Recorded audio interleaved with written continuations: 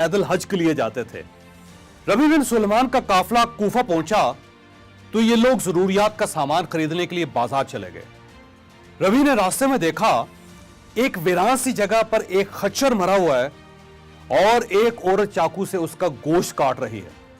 उन्होंने सोचा यह खातून शायद लोगों को मुर्दार गोश्त पकाकर खिलाती हो, लिहाजा वो टो लगाने के लिए चुपके चुपके उसके पीछे चल पड़े।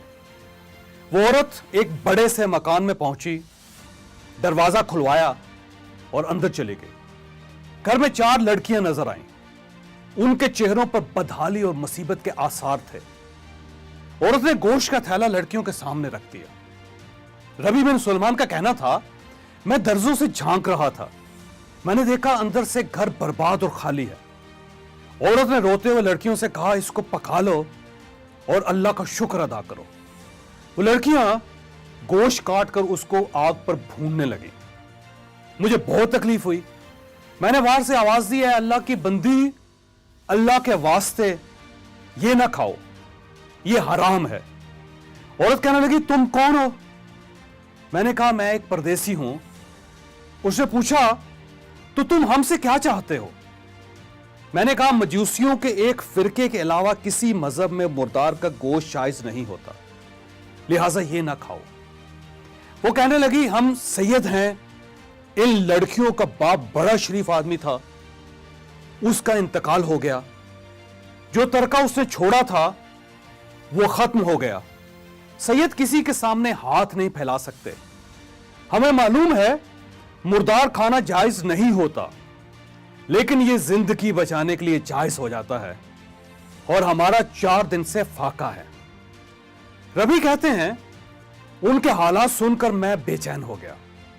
मैं काफले में वापस आया और अपने साथियों से कहा कि मैं हज के लिए नहीं जा रहा।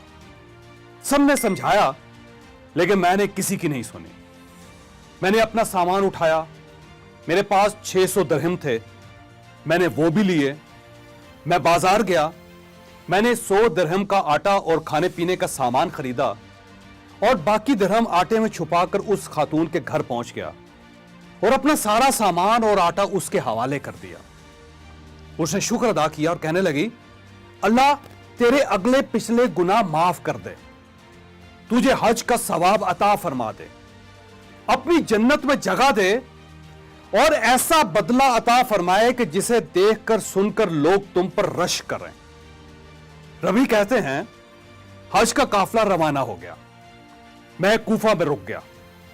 मेरा ख्याल था कि जब हाजी वापस आएंगे तो मैं उनसे अपने लिए दुआ करवाऊंगा। हाजियों का पहला काफिला वापस आया तो मैं उनसे मिला और उनसे दुआ की दरख्वास्त की। उनमें से एक ने कहा, कैसी दुआ?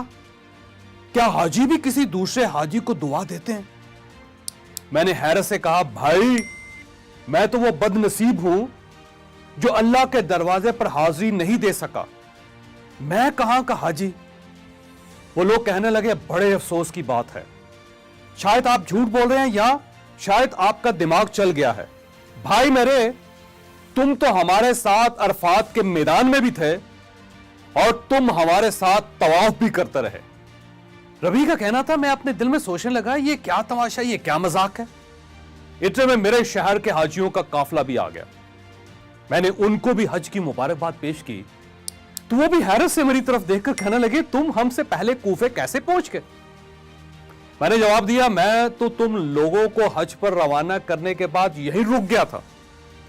वो बोले, तुम हमारे साथ मजाक कर रहे हो, तुम हमारे साथ अरफात में भी थे और तुमने हमारे साथ रमी भी की थी।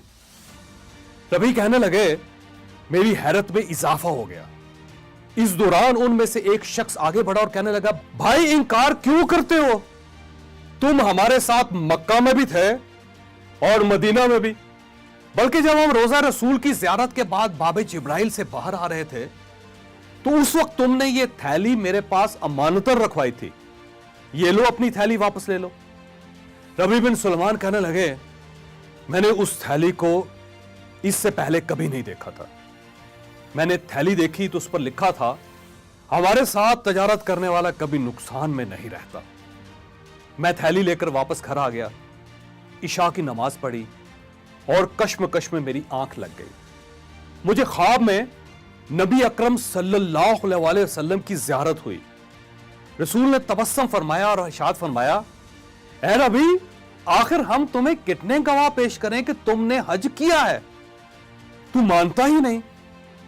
बात यह है कि जब तुमने उस औरत पर जो मेरी औलाद थी सदका किया और अपना हज उस पर कुर्बान कर दिया, तो अल्लाह ने एक फरिश्ता तेरी सूरत का बनाकर उसको हुक्म दे दिया कि जाओ कयामत तक हर साल रबी की तरफ से हज करते रहो।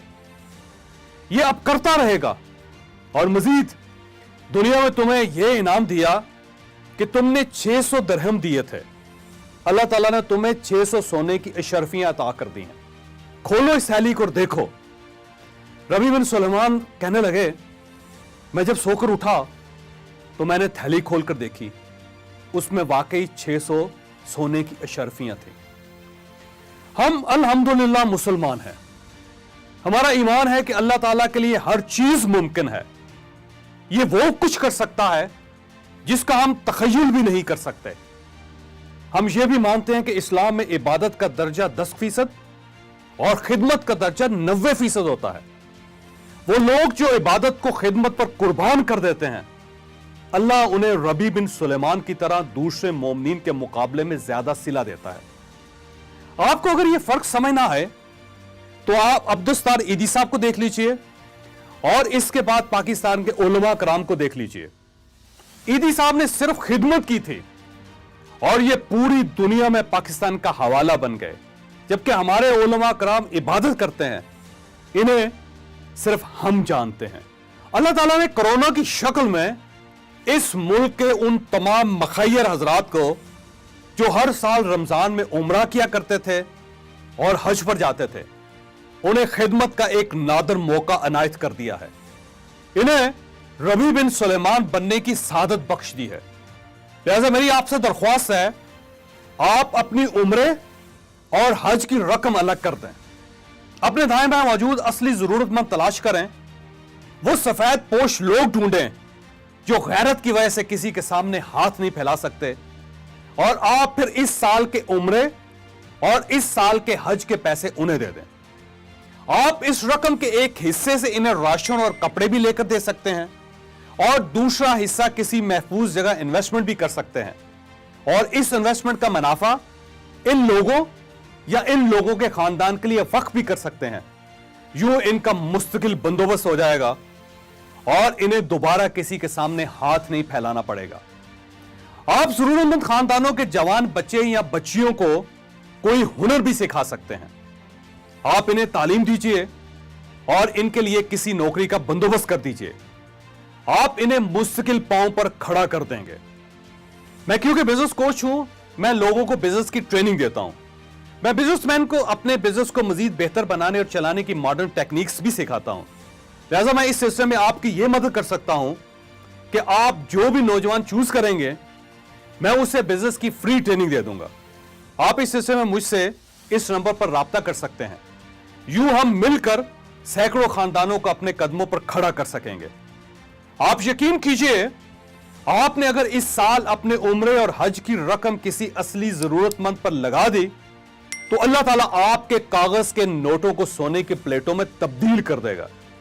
दुनिया भी आपको यह कहेगी कि हमने सुना और हमने देखा, अल्लाह ने इस साल सिर्फ एक शख्स का हज और उम्रा कबूल किया, और वह शख्स कौन है? वो शख्स आप हैं। आप यकीन कर लीजिए, क्योंकि एक शख्स ने आज से 1000 साल पहले कूफा में अपना एक हज एक खानदान पर कुर्बान किया था। अल्लाह ने आज तक उस शख्स का नाम नहीं मिटने दिया। हम आज उस दौर के बादशाहों का नाम नहीं जानते, लेकिन हम आज 2020 में भी रबी बिन सुलेमान का नाम ले रहे हैं।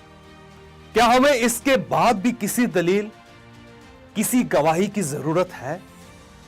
आपको अगर ये वीडियो पसंद आई है तो आप ये किसी न किसी के साथ जरूर शेयर कीजिएगा। ये सदका जारिया है, ये किसी न किसी का माइंड जरूर चेंज करेगी।